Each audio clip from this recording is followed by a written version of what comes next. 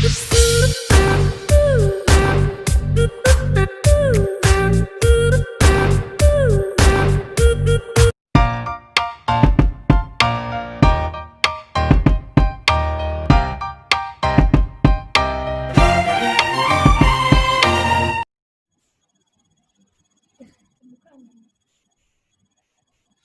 kecil. Assalamualaikum warahmatullahi wabarakatuh. Bisa dijawab nggak bisa? Saudara mahasiswa, ini kan sudah akan mau pelaksanaan tryout ya. Tryout itu ada beberapa tahap, diantaranya TO tingkat prodi ya, atau jurusan. Kemudian juga ada TO tingkat regional yang dilaksanakan oleh FVG. Saya tidak tahu berapa kali yang oleh FVG, tapi sebaiknya Anda mengikuti TO semua, karena pada saat uji kompetensi itu diharapkan Anda bisa banyak menyelesaikan soal-soal yang tercantum di dalam uji kompetensi ya, sehingga diharapkan saya tidak menyatakan Anda lulus atau tidak, tapi harapan saya adalah kompeten ya. Dan saya mengharapkan semua mahasiswa prodi keperawatan ini kompeten ya, di dalam bidang keperawatan. Nah, untuk menyatakan kompeten atau tidak ini kan melalui uji kompetensi ya. Sehingga kalau Anda dinyatakan tidak kompeten, ya Anda belum bisa bekerja, sehingga lapangan pekerjaan tidak bisa menyerap Anda. Nah, makanya Anda harus berjuang sekuat tenaga agar nanti Anda dinyatakan kompeten sebagai tenaga keperawatan dengan lulusan D3 keperawatan. Itu ya. Nah, untuk membekali Anda nanti pada uji kompetensi, saya ditugaskan untuk memberikan tryout tingkat prodi untuk mata kuliah keperawatan geruntik. Meskipun kemarin saya tidak mengajar keperawatan geruntik, yang mengajar adalah Bu Nani dan Bu Ida. Ini oleh karena Bu Naninya sedang sakit, kemudian Bu Ida sudah pindah di Tegal, sehingga saya ditugaskan untuk memberikan TO mata kuliah geruntik. Ya, selain itu juga kami harapkan Anda juga belajar dari soal-soal yang banyak gitu ya, bukan hanya TO ini aja, tapi kalau bisa koleksi-koleksi soal yang Anda miliki harus dipelajari ya. Oke, saya kira begitu. Kita lanjutkan dengan latihan ya, latihan soal ya. Kalau di dalam Anda mau menghadapi ujian atau kelas 3 itu kan biasanya ada bimbingan belajar. Lah ini hampir sama dengan bimbingan belajar, yaitu menyelesaikan atau membahas mengenai soal-soal. Yang pertama ada soal seperti ini ya. Nanti kata muncul soal seperti ini. Saudara sebagai perawat di Puskesmas Bendan Kota Pekalongan akan menyelenggarakan kesehatan lansia dalam Posbindu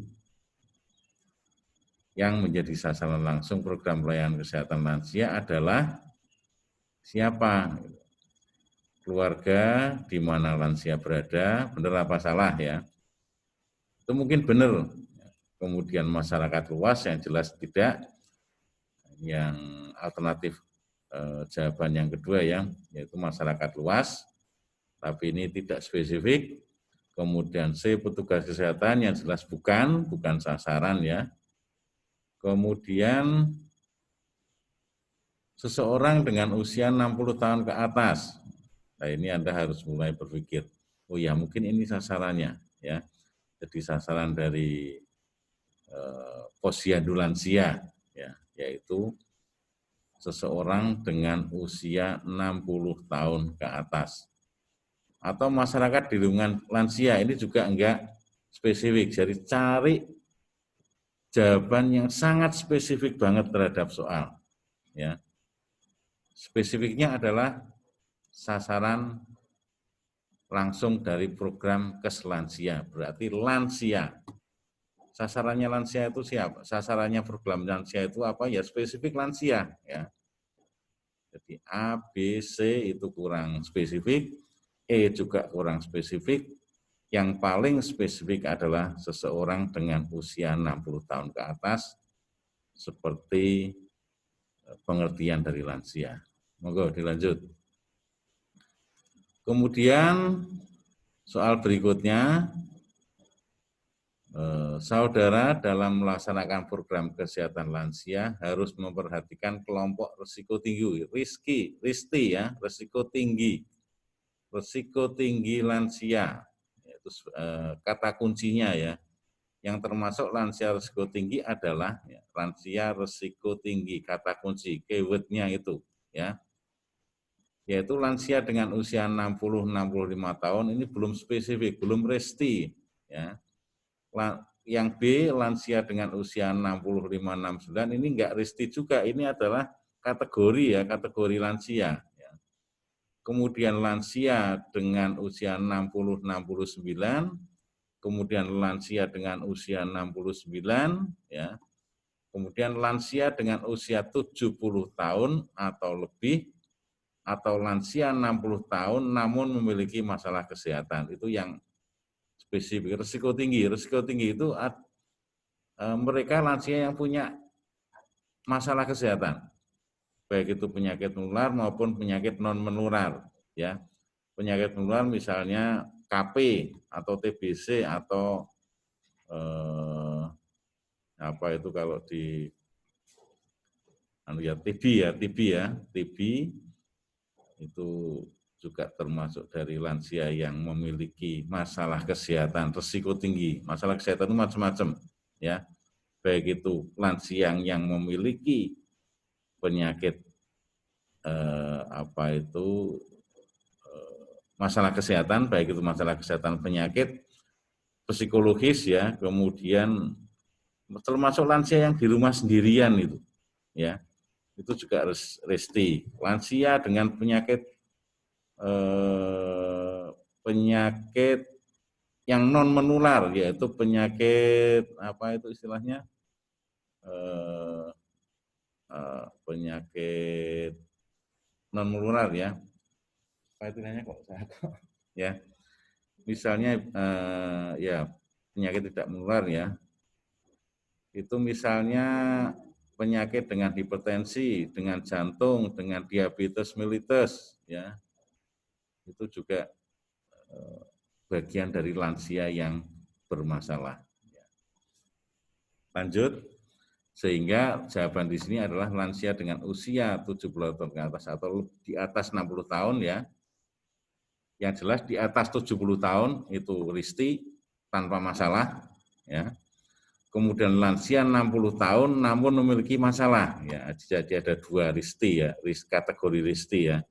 Yaitu lansia di atas 70 tahun itu tanpa masalah pun itu menjadi risti, sedangkan 60 tahun yang ke atas itu dengan memiliki masalah kesehatan, baik itu yang menyangkut masalah penyakit menular maupun penyakit non menular. Yang berikutnya, alat yang digunakan untuk mencatat kondisi kesehatan fisik maupun mental emosional lansia serta untuk memantau kemajuan kesehatan lansia di kelompok lanjut usia atau di puskesmas adalah, berarti ini kan alat ya, alat ukur yang dipakai untuk mencatat kondisi kesehatan fisik lansia. Ada alatnya namanya siapa? Ya. Nah, alatnya namanya apa? Alat ukur apakah lansia ini sehat atau tidak. Balita juga begitu, balita ini sehat atau tidak, ada alat ukurnya, yaitu dengan KMS balita. Nah, kemudian yang di sini adalah alatnya adalah PWS lansia, tidak ada itu PWS lansia, pemantauan wilayah setempat, yaitu artinya laporan, ini laporan, PWS itu laporan, pemantauan wilayah setempat, lansia, laporan bulanan, laporan tribulan, tahunan, itu PWS itu bentuk laporan. Nah, ini kalau KMS itu alat ukur. Di situ ada untuk timbangan berat badan, ada kemudian selain berat badan juga tensimeternya, ya tekanan darahnya seperti apa, di situ akan tercatat untuk mengetahui kondisi kesehatan lansia. Kemudian alat bantu pengambilan keputusan bukan itu ya, yang di leaflet lansia, bukan leaflet itu kan alat ya, alat untuk promosi kesehatan ya, leaflet lansia. Kemudian posyandu lansia itu bukan alat, posyandu lansia itu adalah sejenis program ya. Sehingga alat yang digunakan untuk mencatat kondisi kesehatan fisik lansia adalah KMS lansia. Ya, jadi kata kuncinya adalah alat untuk mencatat kondisi kesehatan lansia. Ya, itu kata kuncinya. Ya. Kemudian selanjutnya, apabila Anda menulis soal seperti ini, sebagai perawat puskesmas, saudara akan membentuk kelompok kesehatan lansia. Suatu pendekatan yang sudah umum dilaksanakan dan merupakan pendekatan pilihan yang dianjurkan untuk pembentukan kelompok lansia baru adalah dengan pendekatan apa ya. Jadi ini adalah model pendekatan, model program ya, model program yang dilaksanakan selain posyandu ya. Masyarakat itu kegiatan apa itu mandiri, kegiatan mandiri dari masyarakat ya. Itu ada posyandu, posbindu dan lain sebagainya. Lain sebagai apa itu untuk membentuk kelompok lansia yang baru, pendekatannya dengan melalui induknya di mana? Induknya adalah PKMD atau Pembangunan Kesehatan Masyarakat Desa, ya termasuk posyandu juga bagian dari PKMD, ya kemudian posbindu, kemudian dulu namanya Pokbang, ya kelompok penimbangan, ada juga yang namanya kelompok kader kesehatan, ya itu juga merupakan bagian dari PKMD ya. Jadi kelompok lansia ini pendekatannya dengan pendekatan PKMD ya, atau Pembangunan Kesehatan Masyarakat Desa. Ya, lanjut, ini gampang itu ya. Kemudian apabila Anda menemui apa itu soal seperti ini, Desa Arumwangi penduduk lansianya meningkat drastis, ya, lansianya meningkat drastis. Hampir separuh dari mereka memiliki masalah kesehatan, berarti 50%. Ya. Alternatif pemecahan masalahnya adalah akan dibentuk kelompok lansia baru melalui PKMD. Adapun langkah-langkahnya adalah pertemuan tingkat desa. Yang ini jawabannya itu suatu prosedur ya, prosedur pembentukan layanan kesehatan di tingkat masyarakat. Ini mandiri ini, yang mandiri masyarakat. Prosedurnya adalah yang pertama pertemuan tingkat desa betul, survei mawas diri juga betul, pembinaan dan pelestarian kesehatan juga betul. Ya. Tapi belum sampai kepada pelaksanaan. Ya. Kemudian yang kedua musyawarah tingkat desa, ya itu sebetulnya dulu ya, ada pertemuan dulu ya. Kemudian pelaksanaan upaya kesehatan oleh masyarakat ini hanya 2 saja, belum terbentuk ya, nomor B itu. Kemudian yang C pertemuan tingkat desa, betul. Survei mawas diri ya bisa, dan musyawarah tingkat desa juga bisa. Nah, tapi ini juga belum terbentuk ya. Kemudian yang keempat musyawarah masyarakat desa, tidak musyawarah dulu, mestinya ada pertemuan dulu ya, pertemuan antara tokoh-tokoh masyarakat dulu ya.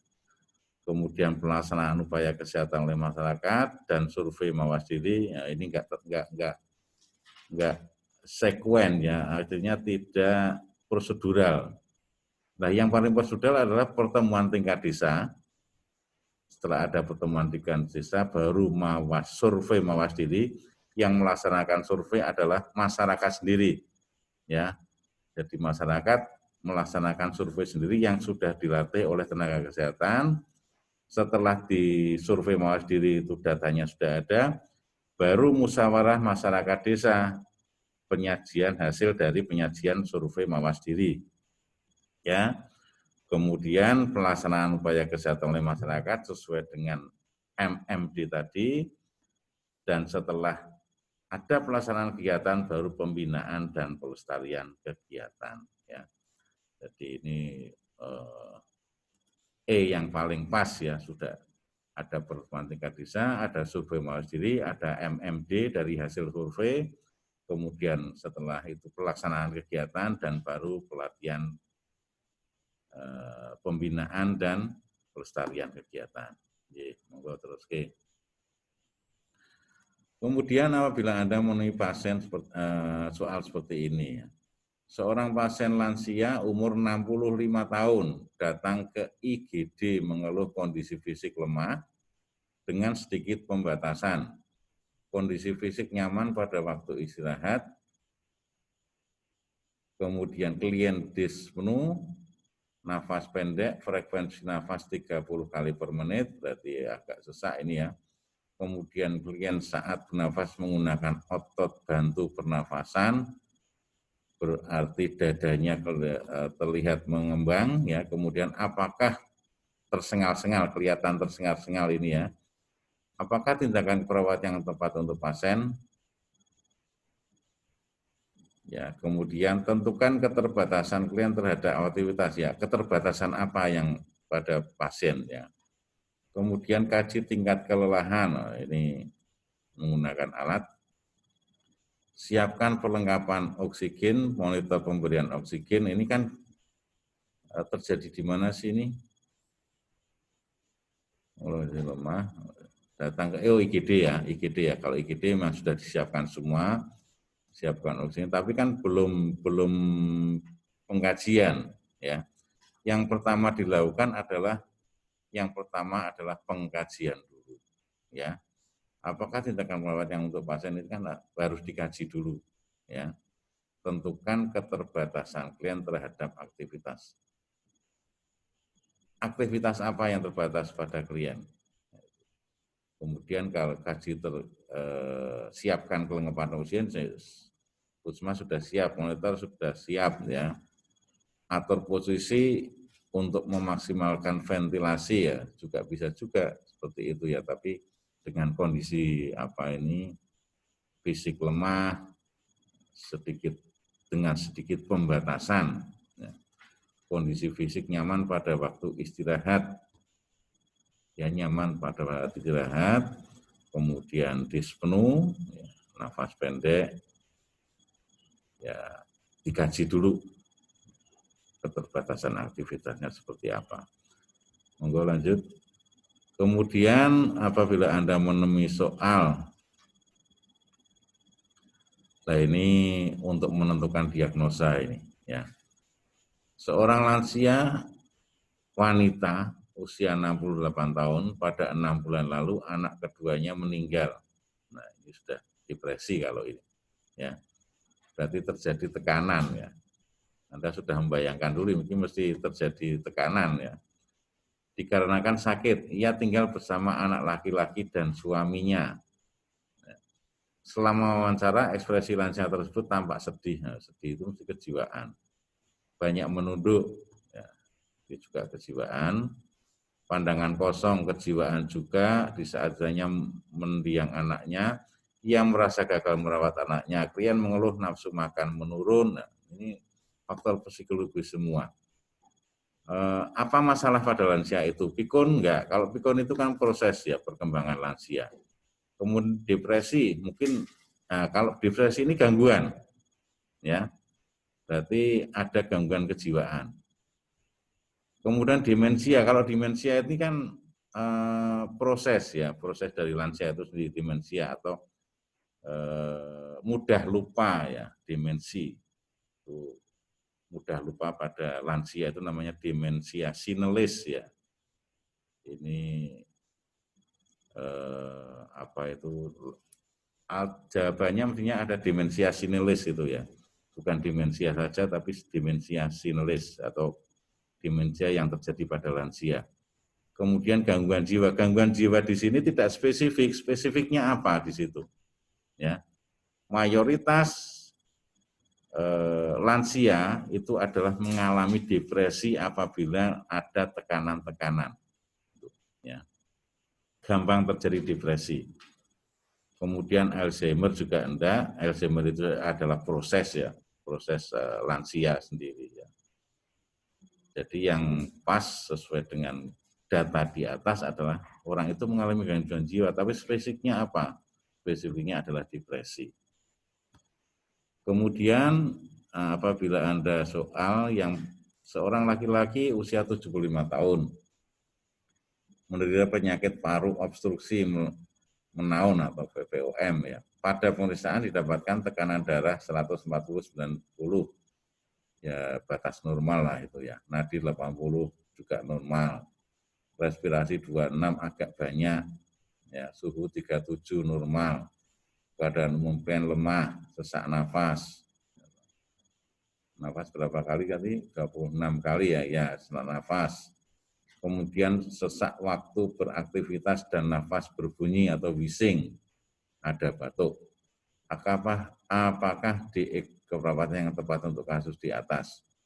Pola nafas tidak efektif berhubungan dengan hiperventilasi. Saya kira enggak ya. Kemudian intoleransi aktivitas berhubungan dengan ketidakseimbangan suplai dengan kebutuhan.